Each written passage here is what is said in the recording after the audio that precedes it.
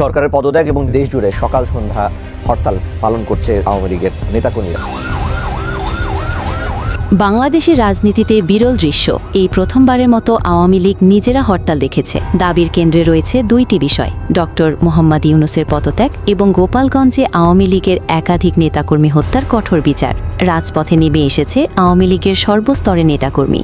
রাজধানী সহ দেশের বিভিন্ন জেলায় বিক্ষোভ, অবরোধ ও মিছিল পালিত হচ্ছে।